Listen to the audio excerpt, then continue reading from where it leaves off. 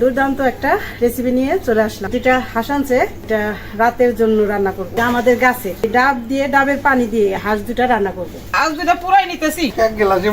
এক মগ। আগে নারকেলটা বাইটে নি। নারকেলটা আমার বাটা হয়ে গেছে, মশলাটা বাটা হয়ে গেছে। উঠাই নেব মাংসটা, ভালো করে মশলা দিয়ে মাখাই নেব। লবণ, হলুদের গুঁড়া, আদা, রসুন, ধনিয়া, জিরা, শুকনা মরিচ, গোলমরিচ, নারকেল বাটা, টমেটো, পেঁয়াজ দিব, আলু দিয়ে দিব, সরিষার তেল। এখন আমি মাখাই নেব। মাংসটা ভালো করে মাখাই নিলাম। এলাচ, দারচিনি, শুকনা মরিচ, তেজপাতা, জিরা, মশলাগুলি ভাজা হয়ে গেছে। এখন পেঁয়াজ দিয়ে দিচ্ছি। পেঁয়াজটা ভাজা হয়ে গেছে, যে মাখায় রাখা মাংসও দিয়ে দেবো। এখন দিয়ে দিব ডাবের পানি, এই যে জিরার গুঁড়া। হাঁসের মাংসটা রান্না আমার হয়ে গেছে।